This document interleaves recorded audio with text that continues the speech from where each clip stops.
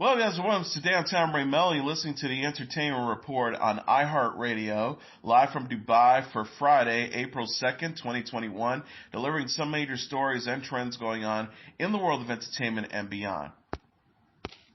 Lionsgate released a trailer for the upcoming movie Above Suspicion Thursday. Emilia Clarke plays Susan Smith in the true story of an FBI informant murdered by an agent.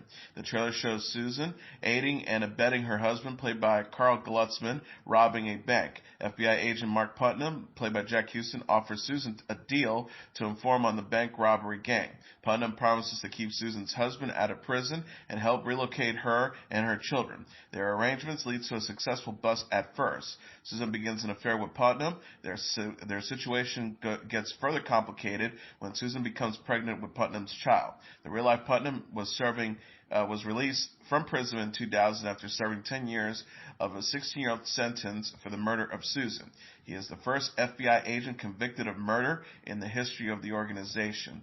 The cast of Above Suspicion also includes Johnny Knoxville as a criminal ringleader, Sophie Lowe as Putnam's wife, Kathy, Austin Herbert, Thora Birch, Omar Miller, Chris Mulkey, and Kevin Dunn.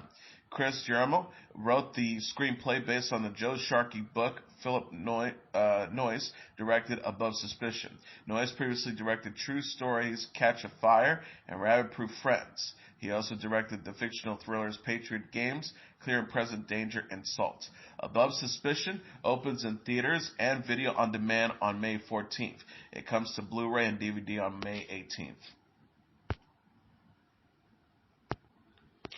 Juno Films released a trailer for the documentary Tiny Tim King for a Day.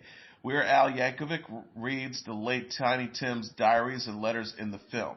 Director Johan van Sydow collected archival footage of Tiny Tim and interviewed those close to him, such as wife Miss Sue and producer George Shatler. Footage highlighted in the trailer includes a live performance of Tiptoe Through the Tulips and a cover of The Doors' When You're Strange. Born Herbert Calhe, the singer adapted the persona of Tiny Tim and played ukulele while singing in a falsetto voice. The trailer features quotes from celebrities such as John Lennon saying Tiny Tim for President, Tiny Tim for Queen, and Johnny Depp saying, "We need to bring Tiny Tim back." Speakers in the documentary discuss Tiny Tim's sexual and political ambiguity. They mention his televised wedding to his first wife, Miss Vicky, and desperation for a comeback later in his career. Tiny Tim King for a Day premiered at the 2020 Fantasia Film Festival. The film opens on April 23rd. Dave Franco and Natasha Liu Bordizzo have joined the cast of a new vampire movie at Netflix. The streaming service said Thursday that Franco, Bordizzo, C.S. Lee, and Oliver Masucci will appear in the upcoming movie Day Shift. The new cast members join previously announced star Jamie Foxx, who will also executive produce the film. Day Shift follows a hard-working dad played by Foxx trying to provide a good life for his 8-year-old daughter. The character's pool-cleaning job is a front for his real-life work, hunting and killing vampires. Tyler Tice wrote the script with current revisions by Shay Hatton, according to Deadline. The movie will mark the directorial debut of J.J. Perry, who has worked on such films as The Fast and the Furious and Bloodshot. Fox will executive produce with Dateria Turner and Peter Baxter. Chad Stahelski, Jason Spitz, Sean Reddick, and Yvette Yates-Reddick will serve as producers. Franco, the actor known for 21 Jump Street and The Disaster Artist, most recently wrote, produced, and directed the horror film The Rental. Bordizzo played Helena on the Netflix series The Society. Coming to America from Amazon Prime Video has topped the Nielsen's U.S. streaming rankings from the week of March 1st to the 7th. The comedy sequel starring Eddie Murphy and Arsenio Hall had 1,413 million minutes in total of viewing time, putting it ahead of any television series or movie on Nielsen rankings. Nielsen said on Twitter, "Content is king, and audiences on Prime Video have crowned their new streaming royalty. Congrats to Arsenio Hall, Namazu Mabatha, and the cast and crew of Coming to America for being the most viewed program on our top 10 list." Bigfoot Family came in second for movies, followed by I Care a Lot, Raya and the Last Dragon, Moxie, Biggie, I Got a Story to Tell, Maona, and The Dark Knight, No Escape, and Frozen in 10th place. Ginny in Georgia was the number one ranked original series, followed by WandaVision, Murder Among the Mormons, Behind Her Eyes, Firefly Lane, The Crown, Orange is the New Black, Bridgerton, The Great British Baking Show, and Longmire in 10th place. Coming to America was released on March 5th. The film was directed by Craig Brewer and is a sequel to Murphy and Hall's 1988 film Coming to America. Tracy Morgan, Leslie Jones, Jermaine Fowler, James Earl Jones, and Shari Headley also star. Netflix is giving a glimpse of the new film Things Heard and Seen. The streaming service shared a trailer for the horror movie Thursday featuring Amanda Seyfried as Kath, a woman who moves with her husband, George played by James Norton, into an old farmhouse in a small town. The preview shows Kath begins to learn about her home's dark past and have supernatural encounters. In addition, her husband is keeping a secret. The official synopsis reads, a Manhattan couple moves to a historic hamlet in the Hudson Valley to come to discover that their marriage has a sinister darkness, one that rivals their new home's history. Things Heard and Said is based on Elizabeth Brundridge's novel All Things Cease to Appear. The film is written and directed by Sherry Springer Berman and Richard Posini. Natalia Dyer, Rhea Seehorn, Alex Neustadter, and F. Murray Abraham co-star. Things Heard and Seen premieres April 30th on Netflix. HBO Max announced new cast members for its original series Station 11 Thursday. Lori Petty, David Cross, Daniel Zavato, Annie McQueen, Enrico Colantoni, and Julian Obaduros have joined the cast. Station 11 is based on the Emily St. John Mandel book about the aftermath of the deadly flu. The survivors attempt to rebuild society. Many of the new characters relate to the entertainment industry as performers and creators attempt to find purpose without a society to entertain. Petty will play the conductor, the leader of a traveling acting troupe who perform Shakespeare. Cross will play Gil, described as a brilliant but temperamental theater director. McQueen plays Sayev, an actor in the Traveling Symphony. Colantoni plays an agent who represents an A-list actress before the pandemic.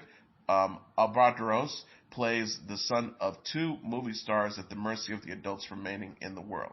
Zavato plays a cult leader known as the Prophet.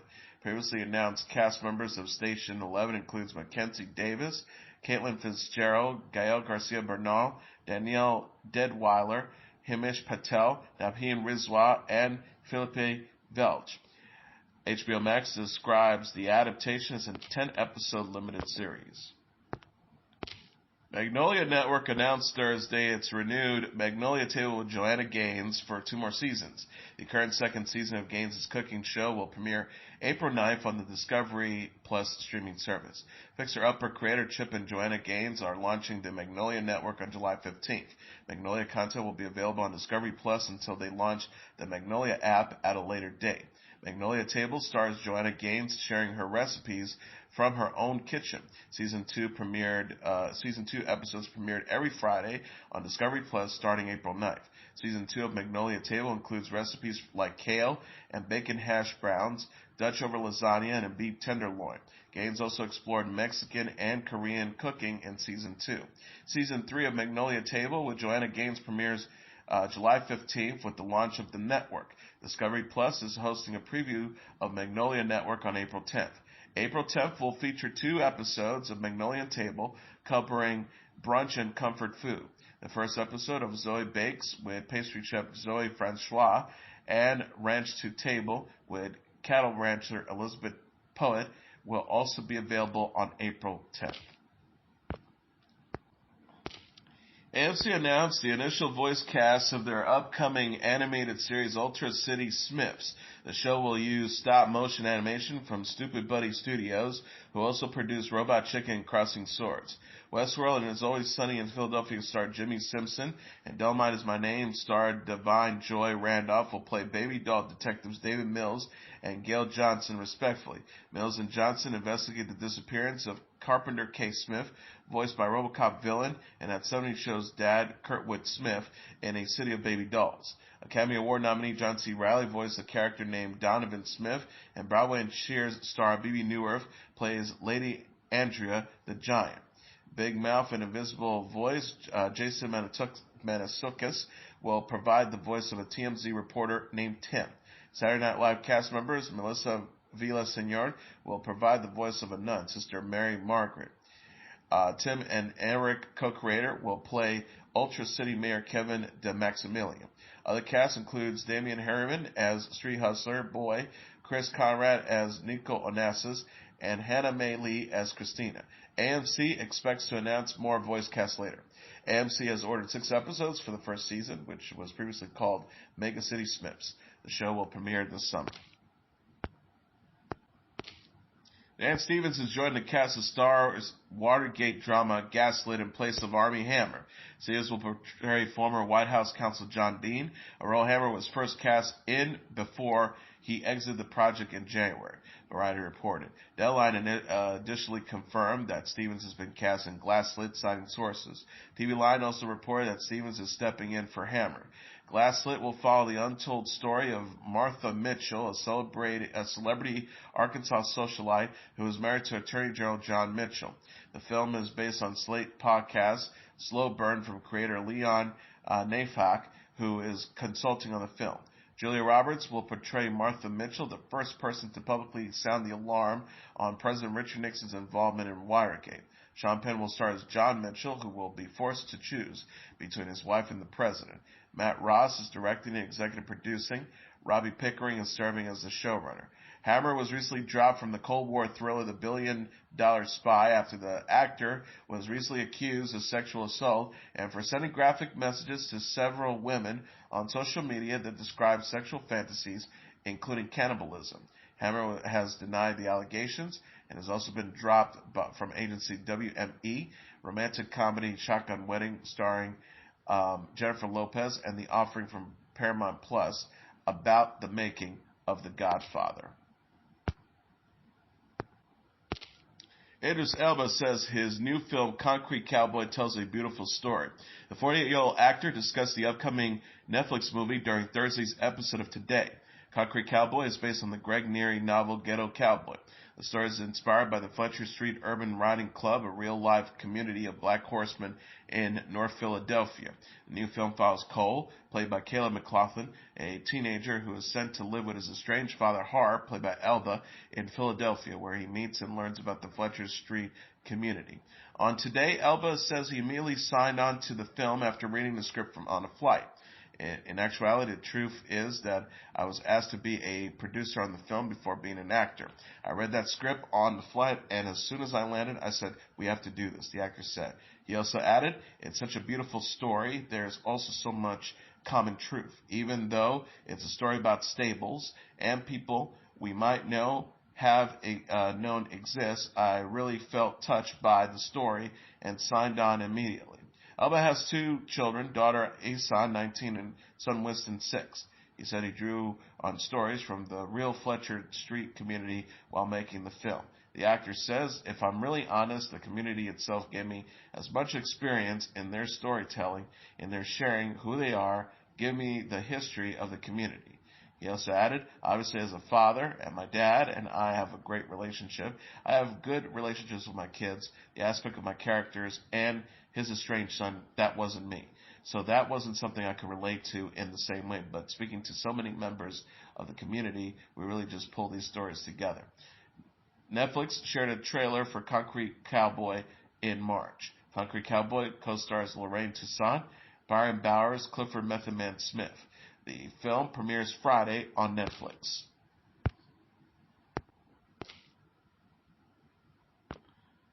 The To All the Boys film series might be getting a spin-off series at Netflix. Variety reported Wednesday that To All the Boys star Anna Cathcart may reprise Kitty Sonkovi in a spin-off TV series. Netflix is eyeing a half-hour romantic comedy series from Awesomeness Productions and Ace Entertainment. The show will follow Kitty as she goes on her journey to find love. The To All the Boys movies are based on the Jenny Han novel. The trilogy of the film follows Laura Sonkovi, played by Lana Condor, Kitty's older sister, as she navigates high school and relationships. Deadline says Han will create, write, and executive produce the potential spin-off series. Han and Sobhan Vivian will co-write the pilot script. Han spoke to Variety in March following the release of the third and final To All the Boys film, To All the Boys Always and Forever, on Netflix. She says it feels really satisfying to be able to see the story through till the end because it's 3 books, and when we make the first film, I don't think anybody was thinking that we would get to do all 3. I hope it, obviously, but it's such a privilege to be able to tell the whole story. Cathcart is also known for playing Dizzy Tremaine in the Descendants movie. Snoop Dogg is joining The Voice Season 20 as the mega mentor starting on April 19th. The rapper is joining coaches Kelly Clarkson, Nick Jonas, John Legend, and Blake Shelton to mentor the performers as they compete in the knockout rounds. Snoop Dogg will also help mentor the 4 artists who were saved by their individual coaches during the battle rounds. The 4 artists will compete in the 4-way knockout, with viewers able to vote on who gets to stay on The Voice. Snoop Dogg said on Twitter, "This is not a joke," in reference to the announcement being made on April Fool's Day. Snoop Dogg also posted a teaser for the teaser trailer for his time on The Voice. The Voice also recently announced that Ariana Grande will be joining the series as a coach, starting with season 21. Grande will replace Jonas, with Clarkson, Legend, and Shelton set to return. Demi Lovato is giving a glimpse of her Dancing with the Devil music video. The 28-year-old singer and actress shared a sneak peek of the video that aired Thursday on Good Morning America. The teaser shows Lovato emotionally singing from a hospital bed. She is also visited by 3 women who are seen crying at her bedside. Lovato released the Dancing with the Devil single last week. The song explores her addiction issues and the 2018 overdose. Dancing with the Devil is the title track from Lovato's forthcoming 7th studio album, Dancing with the Devil, The Art of Starting Over. Lovato will release the album and the full Dancing with the Devil music video Friday. In addition, Dancing with the Devil shares a name with the new docuseries about Lovato's life and career released last week. Lovato shared a teaser for Dancing with the Devil, The Art of Starting Over Wednesday on Instagram. She captioned the post, Dancing with the Devil, The Art of Starting Over is out tomorrow night. In the video, Lovato speaks about starting over. She says, "Let me take you on a journey, one that sheds the skin of my past and embodies the person I am today. This is the art of starting over." Lovato was hospitalized in July 2018 after overdosing on heroin laced with fentanyl. She said in an interview with CBS Sunday Morning in March that she nearly didn't survive the incident.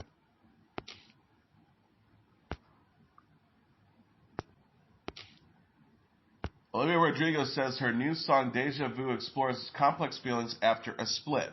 The 18-year-old singer and actress released a single and a music video for the song on Thursday. In Deja Vu, Rodrigo sings about special memories with an ex who is now doing the same thing with a new partner. Rodrigo sings car rides to Malibu, strawberry ice cream, 1 spoon for 2, and trading jackets, laughing at how small it looks on you. She later adds, "So when you're going to tell her that we did that too, she thinks it's special, but it's all reused." Rodrigo also sings about her similarities to her ex-new partner. She sings, "Do you call, almost say my name? Because let's be honest, we kind of do sound the same. Another actress, I hate to think that I was just your type." Rodrigo told Variety that Deja Vu explores the feeling after a split.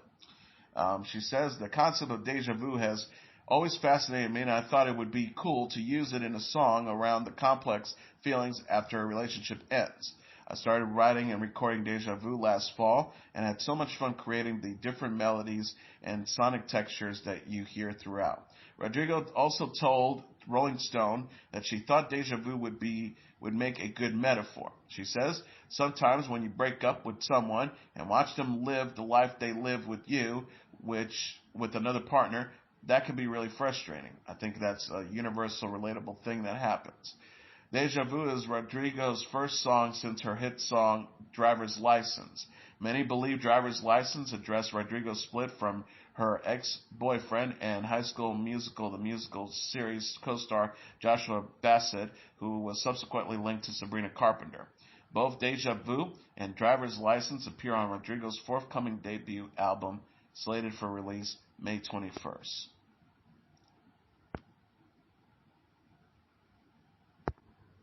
A judge ruled on Thursday that the art collective MSC HF must stop shipping orders of his custom Satan shoes following an infringement lawsuit by Nike.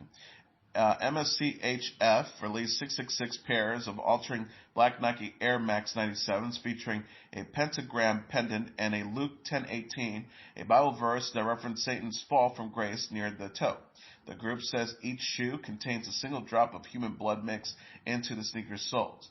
The shoes sold for $1,108 as part of a collaboration with rapper Lil Nas X in conjunction with the release of his single Montero, Call Me by Your Name, and a follow-up to the MSCHF's release of Jesus' Shoes.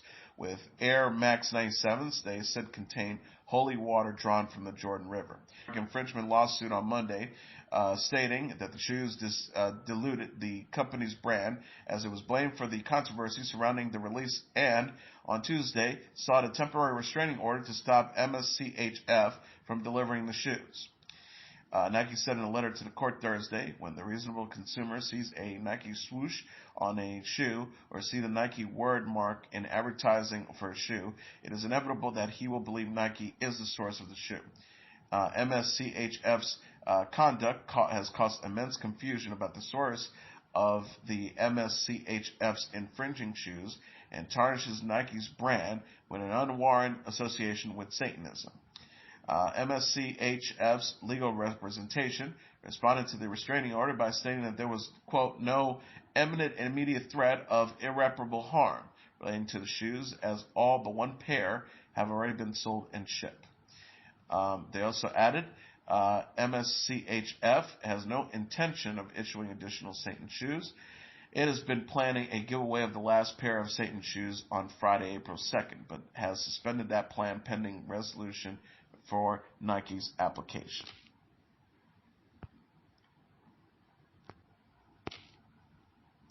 Paul Simon has sold his entire song catalog to Sony Music Publishing. The musician and label have announced. Sony Music Publishing is now in control of Simon's compositions, including his solo material and Simon Garfunkel work. Sony can earn royalties from Simon's songs being performed, including classic tracks Bridge Over Troubled Waters, The Sound of Silence, Still Crazy After All These Years, Graceland, and Mrs. Robinson, and more. The company did not disclose the terms of the agreement. Simon said in a statement, I'm pleased to have Sony Music Publishing be the custodian of my songs for the coming decades. I began my career at Columbia Sony Records, and it feels like a natural extension to be working with the publishing side as well. Simon is the latest musician to sell their catalog, including Neil Young, Stevie Nicks, and Bob Dylan, who sold his collection to Universal Music Publishing Group in December. The 2021 Bonnaroo Music and Arts Festival will feature a headlining performance by the Foo Fighters, Lizzo, and Tyler, the Creator. Organizers announced a lineup for the annual music festival Wednesday. This year's concerts will take place September 2nd to the 5th in Manchester, Tennessee. 2021 marks the 20th anniversary of the music festival. Bonnaroo will kick off September 2nd with performances from the Grand Ole Opry.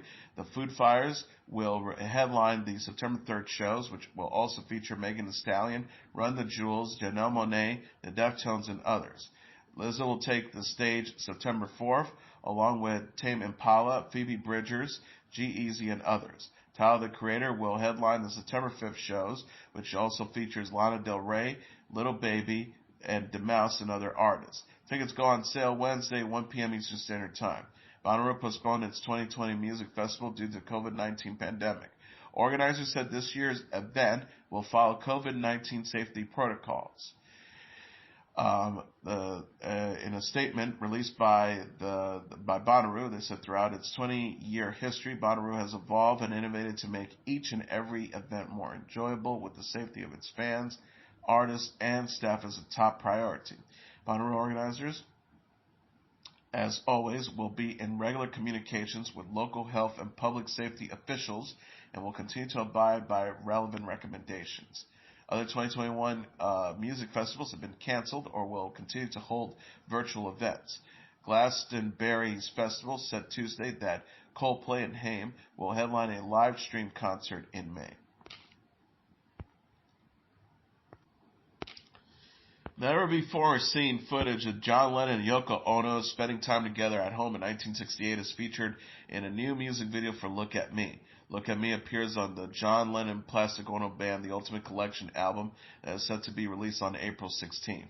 The music video was uploaded to Lennon's official YouTube page in 4K quality on Thursday. The footage was taken by William Waring and his team at Lennon's home in Weybridge, London in 1968, as the couple made 2 films, including film number 5 and 2 Virgins. Excerpts from the film was used in the music video for number 9 Dream. Waring between takes films Ono and Lennon in color and in black and white. The color and black and white footage are both present side by side in a new music video for Look at Me. Lennon plays guitar around the pool while Ono dances. The pair is also featured sitting together, talking and petting their cat, and sharing a kiss at the end. Lennon Plastic Ono Band The Ultimate Collection includes 159 new mixes of songs across 6 CDs and 2 Blu-rays. It also includes a 132-page book, poster, and postcards. And finally, here are the top 10 songs on the Billboard Hot 100 single charts for the week of April 3rd. Number 10, 24 Golden with Mood. Number 9, Pop Smoke with What You Know. Number 8, Drake with What's Next. Number 7, Dua Lipa with Levitating. Number 6, The Weeknd with Blinding Lights. Number 5, The Weeknd with Save Your Tears. Number 4, Olivia Rodrigo with Driver's License. Number 3, Silk Sonic, which consists of Bruno Mars and Anderson .Paak with Leave the Door Open. Number 2, Cardi B with Up. And the number 1 song on the Billboard Hot 100 single charts for the week of April 3rd, Justin Bieber featuring Daniel Caesar with Peaches. And that is your entertainment report for Friday, April 2nd, 2021. I'm your host, Mr. Downtown Ray Melo. I'll be back on Monday to deliver some major stories and trends going on in the world of entertainment and beyond. You can follow the show on Facebook, Twitter, or Instagram. Facebook.com/The Entertainment Report with Ray Melo. That's RAYMELO. On Twitter at The Enter Report, or on Instagram at The Entertainment Report. You can listen to this episode or any previous episodes of The Entertainment Report anytime you want on iHeartRadio. Just go to iHeart.com or your iHeart phone app, search for The Entertainment Report, and it'll take you to the page. Everyone have a great weekend. Good night, and God bless you all.